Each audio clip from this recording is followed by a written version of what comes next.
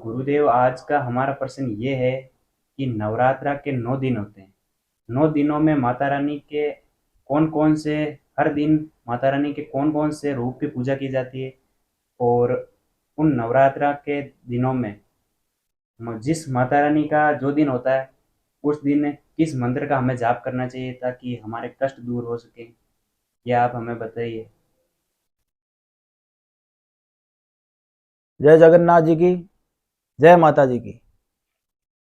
नवरात्रा में 9 दिन तक हमें प्रथम दिन से लेके और नवमी तक किस किस स्वरूप की पूजा करनी है और कौन कौन से मंत्र जप से हमें फायदा हो, विश्व का कल्याण हो, या जिनका संबंध नहीं हो रहा है, रिश्ते में बाधाएं आ रही है, उस बाधा से मुक्ति की प्राप्ति के लिए हमें कौन से मंत्र का जप करना चाहिए इन 9 दिनों में। घर के अंदर बीमारी सदैव निरंतर चलती रहती है, कभी कोई बीमार हो गया, कभी कोई बीमार हो गया। घर में जो है, घर से दवाएं बाहर निकलने का नाम नहीं ले रही है। उसके लिए हमें कौन से मंत्र का जप जो है इन नवरात्रा में करना चाहिए। एक बाधा के बाद में दूसरी बाधा, दूसरी बाधा खत्म होते ही तीसरी बाधा, निरंतर ये आगे से आगे चलती रहती है।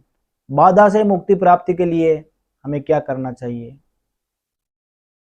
विश्व में जो महामारी फैली हुई, या अभी गौ माता के अंदर जो है बीमारी आई हुई है, उससे मुक्ति प्राप्ति के लिए हमें क्या करना चाहिए, कौन सा मंत्र जप करना चाहिए, ये सभी मैं आपको बताऊंगा।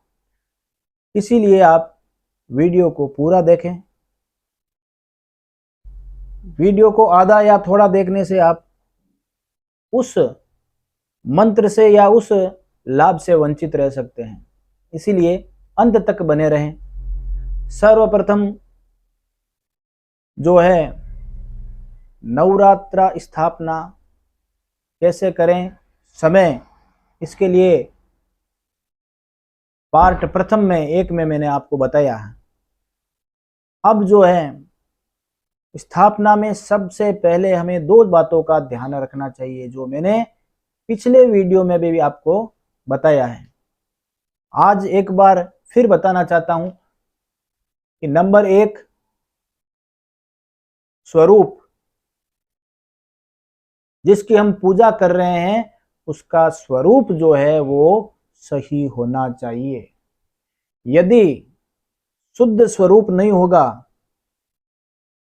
तो हमें परिणाम भी जो है शुद्ध नहीं मिलेंगे।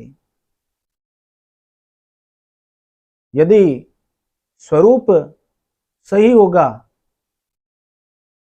तभी हमारे लिए वो जो है पूजा जिसकी हम कर रहे हैं वो हमें वर प्रदान करेंगे। और स्वरूप यदि उल्टा है तो हमारे लिए उल्टा ही फलदायी होगा। वही बात है, सज्जन की संगति करेंगे तो हम उसी की तरह गुणी होंगे, और दुर्जन की संगति से दुर्जन हम बनेंगे। तो सबसे पहले जो है हम माता रानी की स्थापना कर रहे हैं। तो आजकल चित्र का चलन बहुत ज़्यादा है, तस्वीर जो है लगाते हैं। पंडित जी के द्वारा स्थापना और पूजा करवाते हैं, तब वो आते हैं और मंडल की रचना करते हैं। 16 मातृका नवग्रह, तो 16 मातृका उन 16 देवियों का मंडल बनता है जिसमें हमारी कुल देवी भी है। फिर भी हम कहते हैं कि तस्वीर लगाएंगे, तो तस्वीर लगाते हैं। तो जो देवी की तस्वीर हम लगा रहे हैं वो शुद्ध है या नहीं है, वो तस्वीर सही है या नहीं है, इसके लिए मैं आपको ये तस्वीर दिखा रहा हूं। इस तस्वीर को आप जरा ध्यान से देखिए। शेर पर आरूढ़ है मातेश्वरी और उनके दाहिने हाथ में जो भी शस्त्र हैं, अस्त्र हैं, वो सभी दाहिने हाथ में धारण किए हुए हैं और बाएं हाथ में सारी वस्तुएं कल्याणकारी हैं। तो देवियों के दाहिने हाथ में शस्त्र और बाएं हाथ में कल्याणकारी वस्तुएं या आशीर्वाद की मुद्रा, पुष्प, ये सभी बाएं हाथ में, लेफ्ट में होने चाहिए। और राइट हैंड में जो है शस्त्र। इस तस्वीर को आप ध्यान से देखिए। यदि ऐसी तस्वीर आपको बाजार में उपलब्ध हो तो लेकर आइए। शेर का मुख जो है वो बंद होना चाहिए और फिर उसे आप पूजा में स्थापित कीजिए। नहीं है तो आप इसी का प्रिंट आउट निकलवा के और इसे आप अपने काम में ले सकते हैं। अब देखिए दूसरी तस्वीर आप हनुमान जी की भी।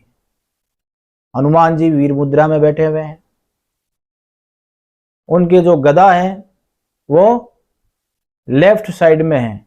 तो पुरुष देवता के जो है बाएं हाथ में शस्त्र होना चाहिए। पिछले वीडियो में मैंने आपको बताया भी था। हनुमान चालीसा ने भी ये जो है स्पष्ट किया हुआ है, बाएं भुजा असुर दल मारे, दाहिने भुजा संत जन तारे। तो हनुमान जी के बाएं भुजा में, लेफ्ट हैंड में जो है गदा है, जिससे वो शत्रुओं का नाश कर रहे हैं, और राइट हैंड दाहिने हाथ के अंदर पहाड़ या आशीर्वाद की मुद्रा में वो जो है अपने भक्तों का, संत जन तारे, अपने भक्तों का कल्याण कर रहे हैं। रामायण के अंदर लक्ष्मण जी को जो है जीवित करने के लिए जो बूटी लेकर आए थे, वो इसी हाथ में, दाएं हाथ में धारण कर कर पहाड़ लेकर आए थे वो। अब जो है आप भगवान शिव की तस्वीर देखिए ध्यान से। भगवान शिव के जो शूल हैं, शस्त्र, त्रिशूल, वो किधर हैं? लेफ्ट में, बाएं हाथ में। और सीधे हाथ से जो है राइट हैंड से, दाहिने हाथ से आपको आशीर्वाद मुद्रा में है। इसके साथ अगली जो तस्वीर देखिए आप, महाकाली की, शत्रुओं का नाश कर रही है। उनके भी जो है शस्त्र जो है सभी दाहिने हाथ में, क्योंकि देवियों के, मैंने अभी आपको बताया था, जो भी देवी है उनके दाहिने हाथ में शस्त्र, अस्त्र और बाएं हाथ से सारी कल्याणकारी वस्तुएं हैं। अगली तस्वीर जो है वो देखिए रामदेव जी महाराज, बाबा रामदेव। उससे अगली तस्वीर जो है आप देखिए कच्छप अवतार की। और आगे जो जो तस्वीर हैं वो है विश्वकर्मा भगवान, जो शिल्प कार्य करते हैं। शिल्प कार्य में सभी आ जाता है, चाहे वो फर्नीचर का कार्य कर रहा हो, लकड़ी का, कारपेंटर, या भवन निर्माण का, पत्थरों का, चाहे लोहे का काम कर रहा हो, वो शिल्पी हो गया सभी। तो शिल्प कार्य करने वाले जो है विश्वकर्मा भगवान की पूजा करते हैं। विश्वकर्मा भगवान के भी वही देख लीजिए, बाएं हाथ में जो है औजार हैं और दाहिने हाथ में कल्याणकारी वस्तुएं हैं। तो इन तस्वीरों को आप ध्यान से देखिए। हम जिसकी पूजा कर रहे हैं, कहीं वो तस्वीर उल्टी तो नहीं है। तस्वीर उल्टी हुई तो हमारा सारा जो है प्रभाव भी वो उल्टा ही देगी। आप इनका प्रिंट आउट निकलवा के और फिर इनकी स्थापना करके और नवरात्रि में पूजन कीजिए। अब जो है प्रथम दिन हमें किसकी पूजा करनी है?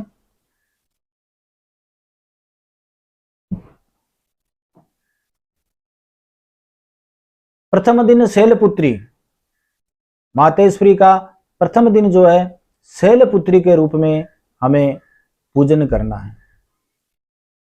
दूसरे दिन ब्रह्मचारिणी, दूसरे दिन जो है ब्रह्मचारिणी के स्वरूप की पूजा करनी है।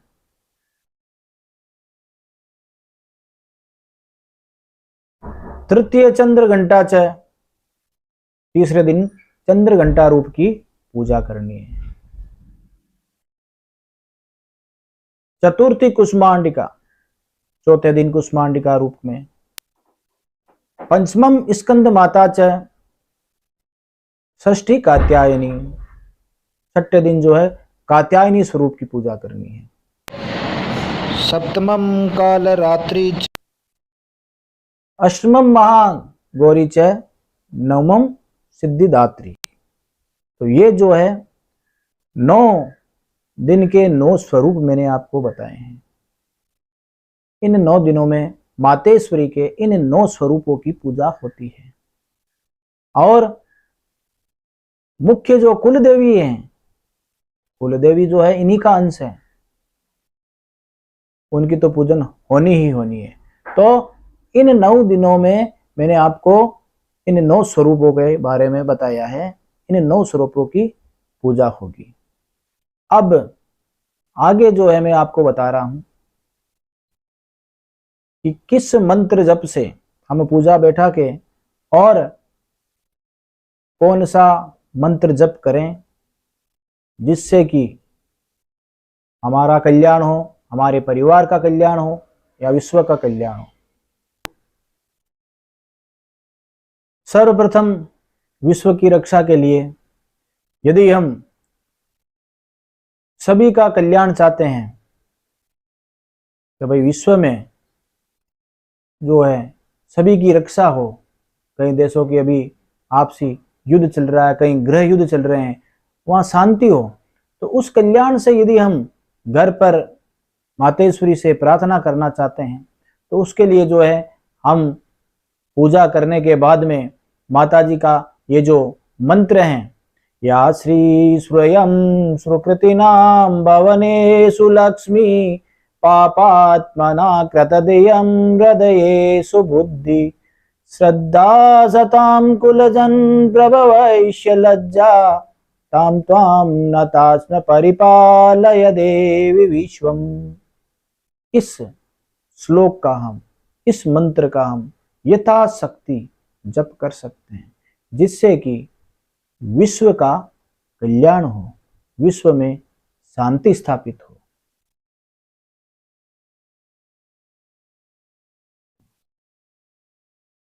भयनाश, किसी को भय लगता है,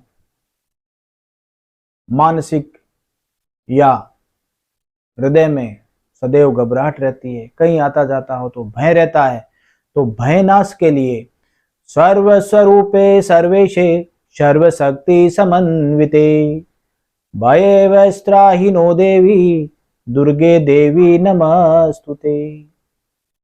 इस मंत्र की जप से जो है भय का नाश होगा।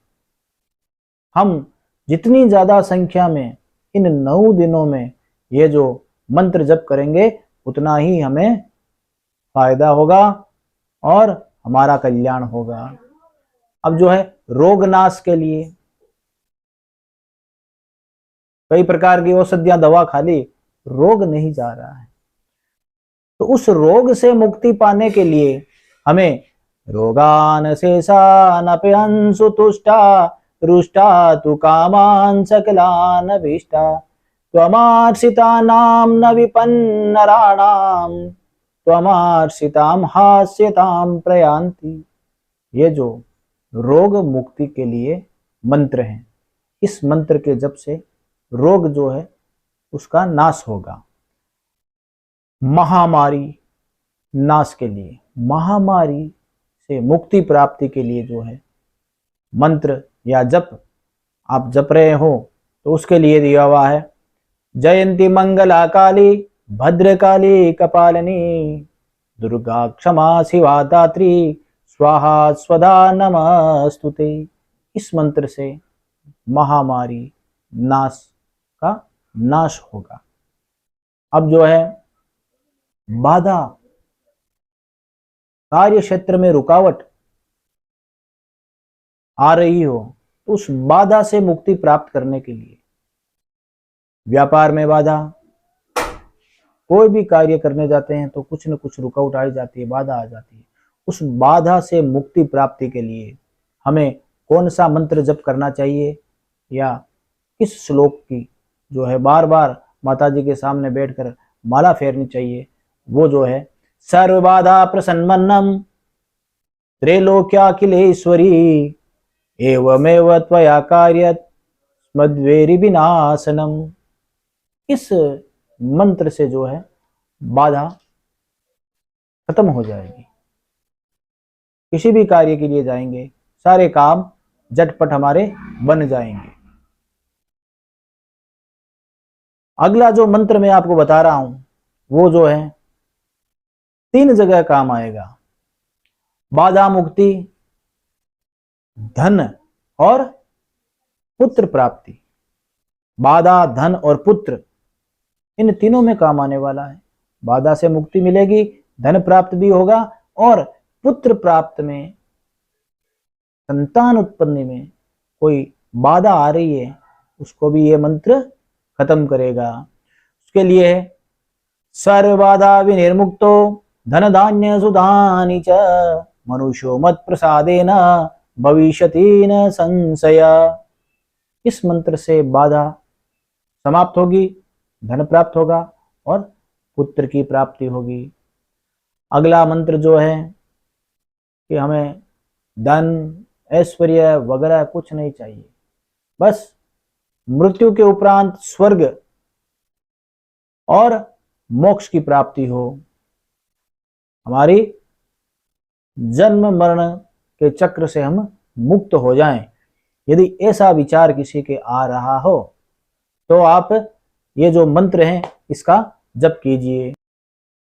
सर्वस्य बुद्धि रूपेण जनस्य हृदि संस्थिते स्वर्गापवर्ग दे देवी नारायणी नमस्तुते। इस मंत्र से स्वर्ग प्राप्त होगा और मुक्ति मिलेगी। अब जो है अगला श्लोक जो है मैं बता रहा हूं, अगला मंत्र जो बता रहा हूं वो है दारिद्र्य दुख आदि नाश के लिए। दारिद्र्य का नाश होगा और दुख भी जो है हमारे समाप्त होंगे। दुर्गे स्मृता हरसी बीतिमशेष जंतो स्वस्थे स्मृता मतिमत्यो शुभाम ददासी। दारिद्र्य दुख भय हारिणिका त्वदन्या सर्वोपकार करणाय सदार्दता।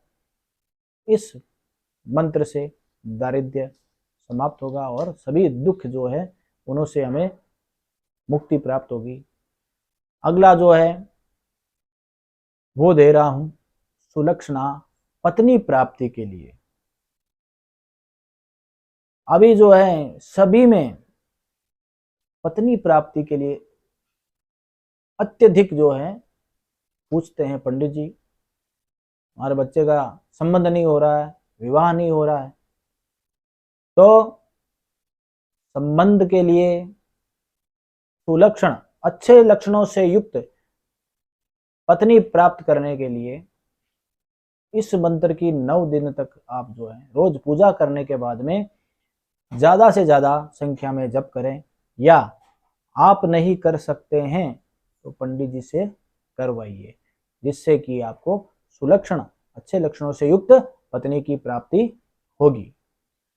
पत्नी मनोरमा देहि मनोव्रतानुसारिणीं तारिणीं दुर्ग संसार सागरस्य कुलोद्भवाम।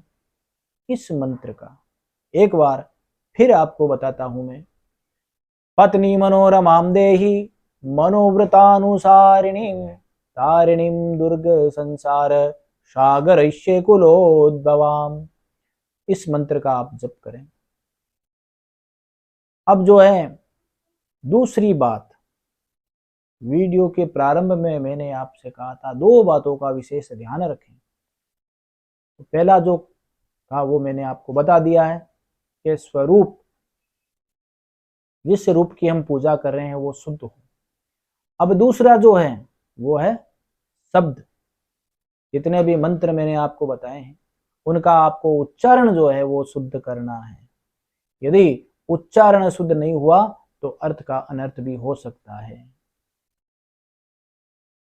इसलिए आप जो है 9 दिन में 9 जो मैंने रूपों का आपके समक्ष बताया है, उन्हों का चिंतन करते हुए 9 दिन तक मातेश्वरी का पूजन कीजिए, ध्यान कीजिए और मंत्रों का जप कीजिए, जिससे आपका, हमारा, परिवार का और संपूर्ण जगत का कल्याण हो।